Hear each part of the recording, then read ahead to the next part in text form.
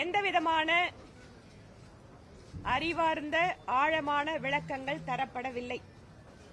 நான் சட்டப்பேரவையில் பேசுகின்ற பொழுது இதை பற்றி குறிப்பிட்டேன்.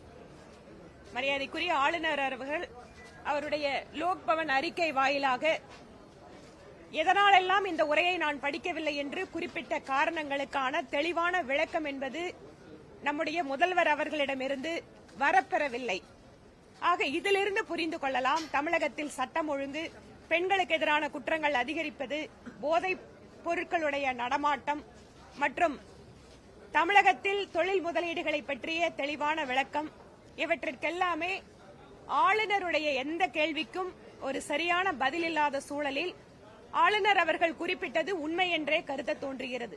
ஒரு நன்றாக தொழில் வாய்ப்புகளை பெற்றிருக்கக்கூடிய, கல்வி அறிவு அதிகமாக பெற்றிருக்கக்கூடிய ஒரு மாநிலத்தில் நம்முடைய வளர்ச்சி என்பது அது உண்மையான ஒரு இலக்கை நோக்கி அடையாமல் இவர்களுடைய குடும்ப ஆட்சி மற்றும் அமைச்சர்கள் மீதான புகார்கள், ஊழல் புகார்கள், அதற்கு எந்த பதிலும் கிடையாது. இவர்களால் நேர்மையான ஆட்சி இங்க நடத்துறோம்னு சொல்ல முடியல. ஏனென்றால் இருக்கின்ற அமைச்சர்கள் மீதான அத்தனை குற்றச்சாட்டுகள், அமைச்சர்கள் ஜெயிலுக்கு போவதெல்லாம் இவர்களுடைய ஆட்சியில தான் நடக்குது.